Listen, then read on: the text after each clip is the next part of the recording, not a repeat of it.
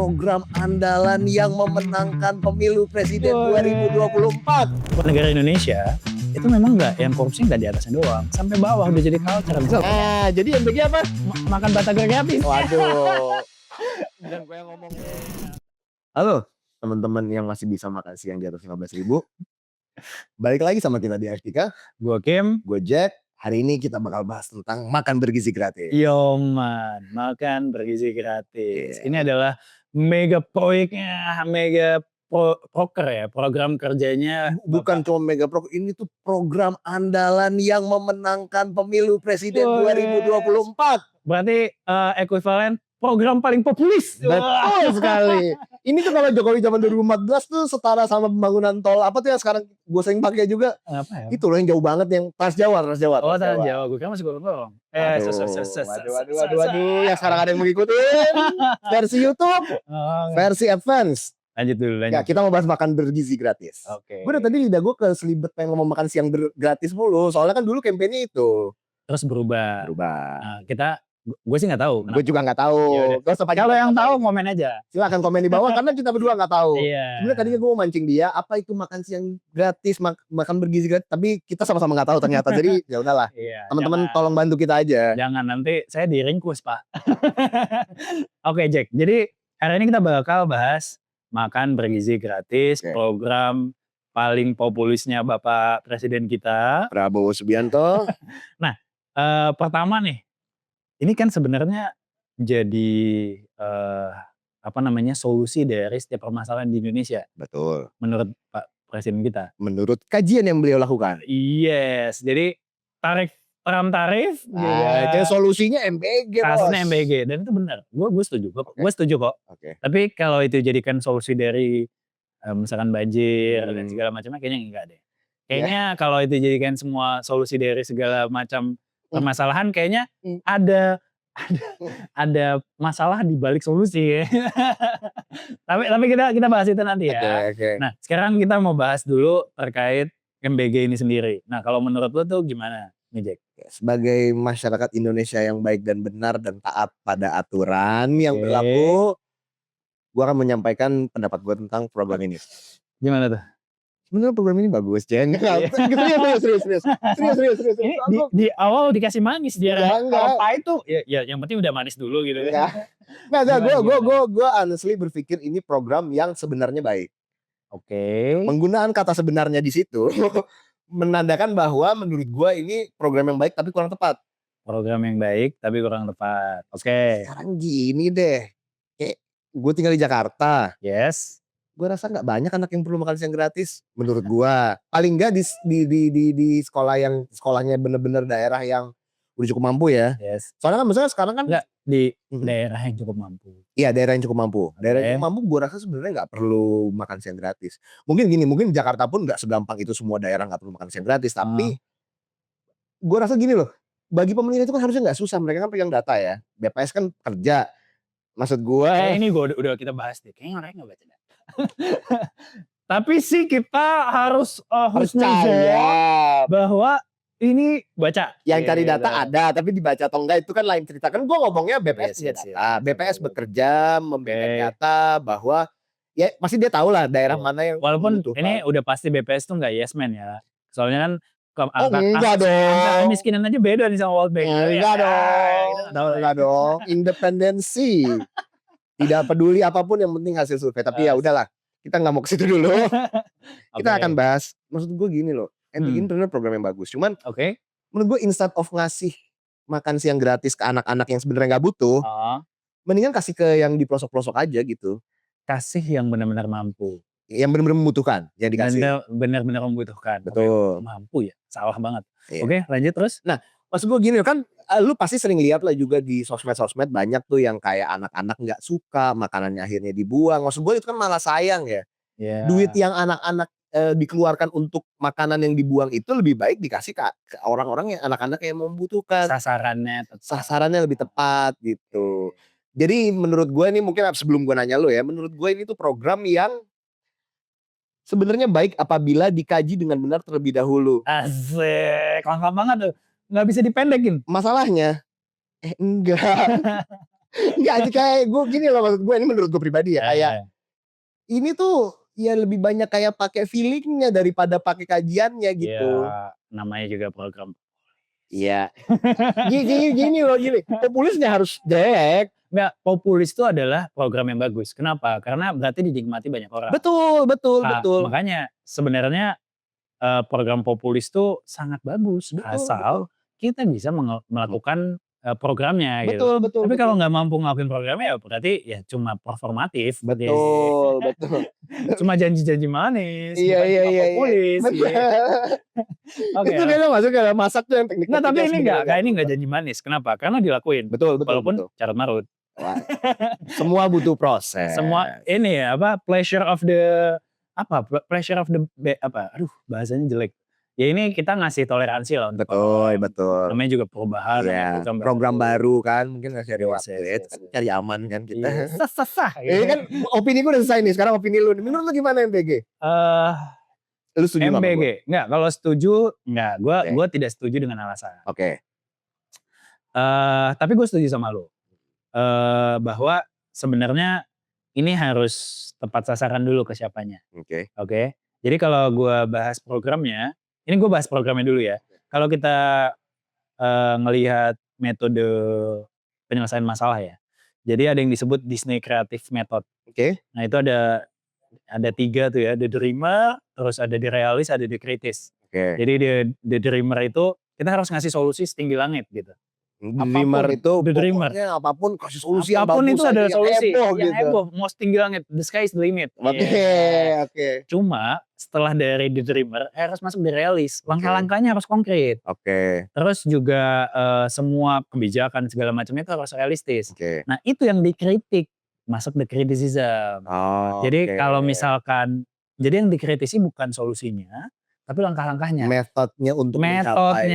Nah kalau menurut gua ini nggak nyampe di realis, cuma nyampe di dreamer. Jadi metode dan langkahnya itu tidak dilaksanakan sama sekali. Makanya, mungkin belum. Ya namanya bikin program kan biasanya ada kajiannya dulu gitu. Itu harusnya ada. Tapi ini dibalik, tapi ya kita nggak tahu juga ya. Mungkin ada, tapi kita nggak tahu. Mungkin. Kita nggak tahu lah. Nah makanya kenapa gue bilang ini gue tidak setuju bersyarat gitu ya. Gue tidak setujunya. Kenapa? Karena sebenarnya sebelum program ini harusnya pemerintah melihat prioritas yang lebih tinggi. Makanya gue bilang tadi ya, tidak setuju bersyarat. Udah tidak setuju bersyarat lagi. Iya, kalau gue kan setuju bersyarat masih enak lah. Lu udah nggak setuju bersyarat lagi. Kenapa? Ya tadi gue bilang kalau kita setuju, ya tadi caranya ya harus benar. Langkah-langkahnya kita kritisi, security-nya, segala macamnya gitu ya. Tapi kalau gue kenapa gak setuju? Karena lebih banyak prioritas-prioritasnya. Contoh gini, itu menurut gue solusi yang cuma motong gak sampai akar masalah. Kenapa ya? Kita lihat, kita tuh belum swasembada pangan. Iya, swasembada beras aja belum. Jadi ya kita kan bakal ketergantungan sama impor. Apalagi kita udah bahas tarif Trump ya. Jadi ya bisa jadi kena juga kita. Tapi pasti. Beban bakal makin berat. Ya itu dia. Jadi program ini selain belum dikaji secara metode, langkah-langkah tadi di realisnya belum jalan, prioritasnya ke negara kita belum dapat juga. Gue lebih setuju kita arahnya ke edukasi dulu aja. Gitu. Karena ya setiap negara maju dimulai dari edukasi yang baik. Jadi gue menyimpulkan lu tuh lebih setuju sekolah gratis daripada makan gratis. Iya, gue lebih setuju. Berarti. Tadi dulu.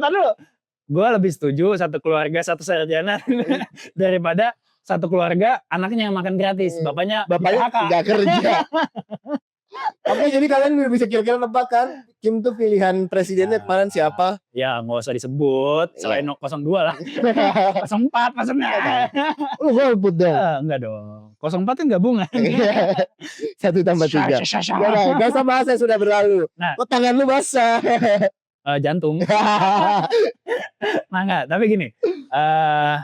Kita kan tadi gue bilang, ini kalau terkait komentar gue terhadap MBG ya gue gak setuju bersyarat. Karena prioritasnya bukan itu. Nah cuma udah terjadi. Dan ini kita harus dukung. Karena kan pemerintahan yang bagus, negara yang bagus adalah masyarakat yang mendukung program pemerintahnya. Gitu. Kita sebagai bentuk kontrol gitu. Betul. Kalau dibolehin. Kalau boleh. Nah, tapi kita lanjut lah. Nah Gue ngelihat ya tadi gue bahas bahwa saat kita bicara derealisnya, metodenya, langkahnya, ya menurut gue carut marut cuy. Kenapa? Ini kan kita bisa lihat bahwa dari segi keracunan ya, itu banyak cuy. Bahkan kata apa nama badannya yang ngurusin? BGN, Badan Gizi Nasional. Badan Gizi Nasional aja cuma 0,5% kok gitu. Tapi yang kita omongin nyawa manusia cuy. Itu kayak kata-katanya Stalin, tahu gak sih lo? Kenapa tuh? Intinya kayak kematian satu orang itu tragedi. Iya. Tapi kematian banyak orang itu statistik. Ya man. Jadi 0,5% statistik, tapi 15.000 itu nyawa, bener kata lu. 0,5% itu 15.000. Iya. Dan itu nyawa itu Jack. Iya nggak? Nah 15.000 ini kan dibilang cuma 15.000, ya itu tadi karena 1.000 orang statistik gitu kan. Itu 15.000 nggak akan kejadian kalau yang dilakukan adalah edukasi gratis. Tapi bukan itu doang. Artinya gini kan, sekuritas terhadap QC-nya, quality control aja kita belum bisa jaga. Padahal itu yang paling penting kan. Ada yang bilang 0,5% aja. Padahal kalau di industri R&B keracunan tuh nggak boleh sama sekali. Oh iya. Kontaminasi tuh nggak boleh sama sekali. Betul. Itu 0%. Jadi thresholdnya 0%, nggak boleh sama sekali. Itu kalau perusahaan swasta, meningkat sama pemerintah. Serius gua. Udah dimaki-maki. Udah dimaki-maki sama masyarakat. 0% itu bayangin ada satu franchise yang mungkin cabangnya tuh ada ratusan ribu ya puluhan ribu lah di seluruh Indonesia. Di seluruh Indonesia ya. Itu satu aja ada keracunan itu semuanya terdampak cuy. Pasti. Wah ini banyak dan itu yang baru ketahuan aja kali. Betul, itu yang lapor. Oh iya itu yang lapor, yang kalau lapor ditembak maksudnya. Nggak ada, itu bukan di negara Indonesia. Itu di Konohagakure. Kongo. Nah itu bisa jadi nggak terlapor gitu. Itu baru keracunannya ya. Belum, gue nggak tahu sih secara keuangannya berapa sih kalau kemarin tuh katanya. Jadi dana yang diluncurin? Iya, dana itu dianggarkan pertama kan 71 triliun. Oke. Cuma kan dari kemana rame nih efisiensi segala macam. Efisiensi itu menambahkan 100 triliun. Oh. Jadi anggarannya kalau gue nggak salah ya bisa dicek. Banyak itu 171 triliun. Oh, itu bukan efisiensi, pemangkasan. Betul. Kalau efisiensi betul. Itu digunakan lebih baik gitu. Kalau ini kan emang dipindahin aja. Dipangkas terus dipindahin. Kayak nggak bakal terlalu baik. Gitu. Iya. Lanjut. Kan populis. Oke. Jadi 171 triliun banyak banget dong. Oke. Sampai sekarang realisasi itu 2,3 triliun. Yang cair. Jadi makanya kita masih banyak tuh lihat berita yang dapur belum terbayar segala macem. Lo nggak mungkin dong. Kenapa nggak mungkin? 2,7 triliun tuh gede cuy. Iya tapi kan banyak yang belum kebayar. Banyak yang udah keluar-keluar, saya tidak dibayar, saya belum dibayar. Kemarin tuh gue dengar beritanya ada yang nggak dibayar 1,5 M-an. Miliar ya, 1,5 miliar. Tapi ternyata sekarang udah jalan lagi. Sekarang udah dibayar. Sendiri. Tapi ya artinya rakyat Indonesia cinta dengan Indonesia. Negara nggak bayar, gue dulu yang bayarin. Tapi ini seru cuy. Gimana? Sebanyak itu, ini kan datangnya kalau nggak salah metodenya dari Badan Gizi Nasional. Pasti namanya susah banget.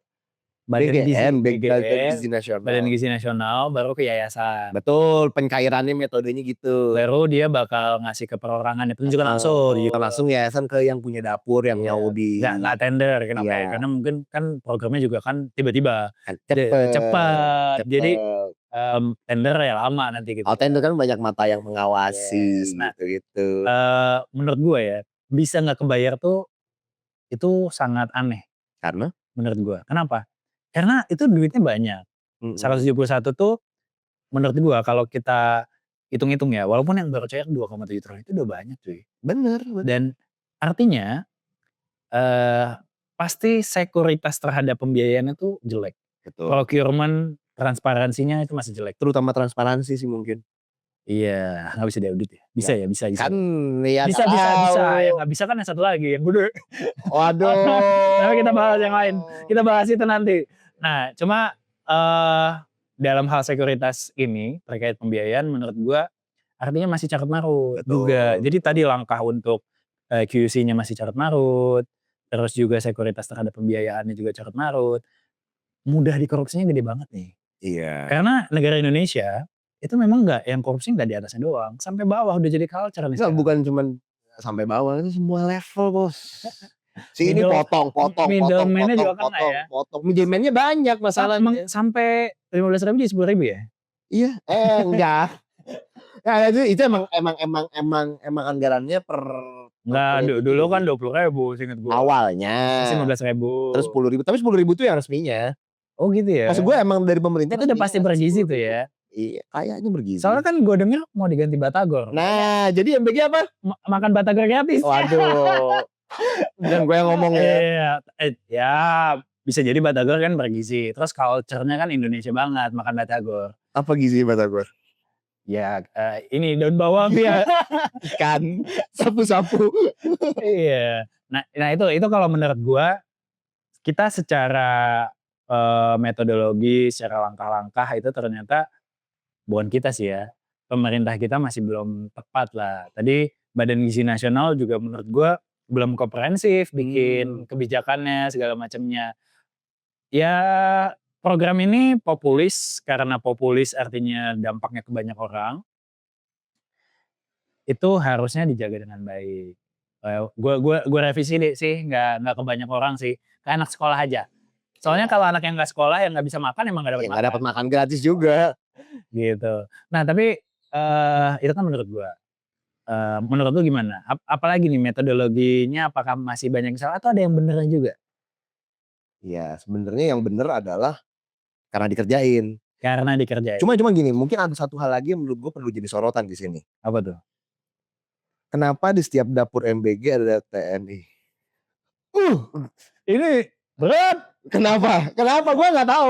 Gue gini. Kalau lihat foto-fotonya pembagian makan siang bergizi gitu, ada yang pakai TNI gitu. Mas gue kan udah ada BGN. Apa BGN itu isinya orang TNI atau gimana gitu? Itu yang gue agak masih sedikit mengganjal sih. Dan gak lama setelah bagi-bagi makanan itu kan pembahasan yang sangat tidak culture. Difungsi. Isu.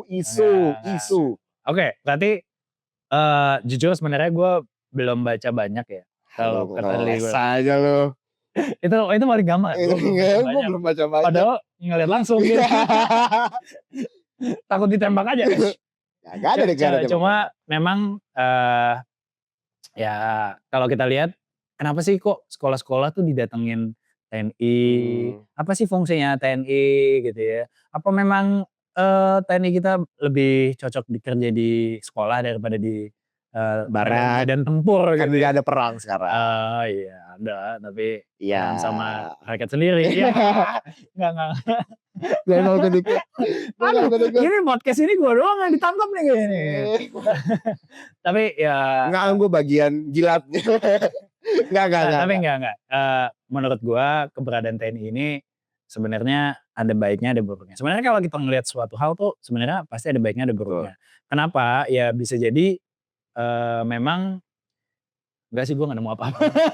Ini emang susah nih di Sugar Coating. Gue bisa. Oh lu bisa, oke ini bagus nih kalau lu bisa. Ini apa tuh? Mungkin agak sedikit satir ya, cuma gini. Maksud gue gini. Lu punya saudara yang TNI gak sih? Gak punya sih. Semuanya lawyer. Asik.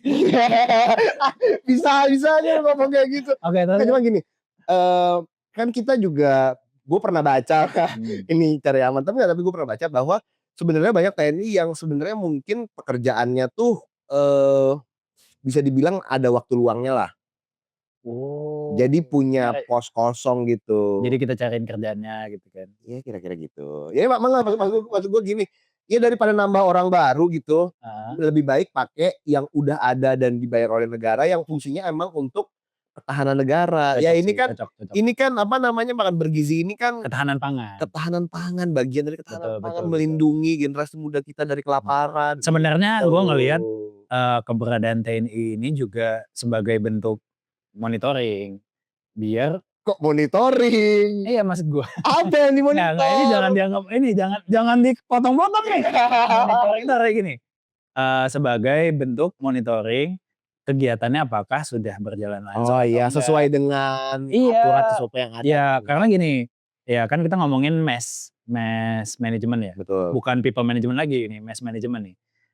Apalagi kita pinginnya kan semangatnya adalah untuk ibu-ibu hamil juga, untuk seluruh anak gitu. Ini program yang bagus sebenarnya.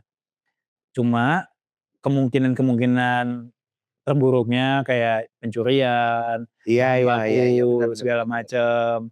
Itu jadinya nggak jadinya bisa terkontrol Betul, dengan keberadaan TNI. Karena emang ya fungsinya untuk pertahanan gitu. Tapi sebenarnya mungkin ya terlepas dari baik buruknya ya, gue ngeliat tuh TNI yang ngasih makanan ke anak-anak itu juga bukan kayak TNI yang galak. Maksudnya mereka nggak memperlakukan dengan galak gitu. Mereka ngasihnya ya Emang fungsi ramah. monitoring aja kan? Iya Iya masa dong. bukan monitor, ya oke lah lu bilang Iya monitoring gitu. dong. Ya oke lah, gue bisa setuju lah dengan ngomong. Iya walaupun Gue nggak suka nih arahnya. walaupun menurut gua ya ini masih punya banyak waktu untuk dipertimbangkan lah. Betul. Jadi mungkin orang-orang yang lebih ahli gitu ya, tim ahli nih jangan tim sukses yang ditaruh buat MBG ini, itu bisa merencanakan MBG ini dengan Lebih baik. Iya dong, Betul. kita kan harus mendukung. Oh dan juga ini, maksud gue gini, kalau TNI itu kan biasa bekerja dengan komando gitu. Ya jadi maksud gue pasti chain of command-nya lebih jelas. Maksud gue mereka taat sama. Nggak banyak AIWO gitu. Iya. Aja Nggak banyak tanya gitu lah. Maksudnya untuk program ini sih ya mungkin. Nah ini gue nggak menemukan arahnya kemana sih. tapi intinya gitulah ya. Intinya gitu lah. Jadi ya kita, gue sih ngelihat program ini masih banyak jalannya. Iya. Kita masih bisa tumbuh, masih bisa berkembang, walaupun bisa juga ya kalau diudahin juga nggak apa-apa gitu. Iya. Ya jadi kita lihat nih, sebenarnya menurut gue teman-teman pemerintahan itu harus bisa nerima masukan banyak dari masyarakat yang terlibat. Iya benar. Ya kayak gini lah, mungkin KFC, McDonald itu kan nggak datang tiba-tiba hebat gitu. Pasti Benar. datang dari kritik-kritik juga, oh ini kurang oke, ini kurang oke. Ya nggak apa-apa, tumbuh juga kok gitu kan. Nah menurut gua MBG ini masih punya room of improvement-nya banyak banget. Betul. Pemerintah masih bisa ngelakuin pendataan secara statistik. Tapi satu hal sih yang gue pingin teman-teman harus pegang, makanan nggak boleh dikompromi. Ya, nyawa nggak boleh dikompromi, harus aman. Ya higienis itu tuh nggak bisa sih dikompromi. Itu nggak bisa itu. Iya, nggak pernah lu makan muntah ya. Nggak pernah. Asal makan muntah. Itu nggak pernah. Jangan sampai lah. Maksud gue ini harusnya bisa jadi pembelajaran juga lah buat pemerintah gitu ke depannya. Dan nggak pemerintah doang, semua yang terlibat di dalam program. Bahwa program ini mulia banget, punya jalan yang panjang, punya bentuk solusi yang baik untuk seluruh masyarakat kita. Harapannya berjalan dengan lancar. Jadi semuanya harus saling mendukung, nggak bisa yang di atas doang, yang bawah juga. Betul. Ya kasih kontrol, kasih ya masukan gitu-gitu. Ini seru buat Kesar ini karena pertama dibuat baru kita seru baru kita cool down, kita uji. Bukan karena emang bagus. Enggak sih, stop aja. Oke, mungkin itu aja dari kita untuk MBG kali ini. Stay tune ya. Subscribe terus juga share ke teman-teman. Oke? Terima kasih banyak. Thank you. Dadah. Sendiri sekarang.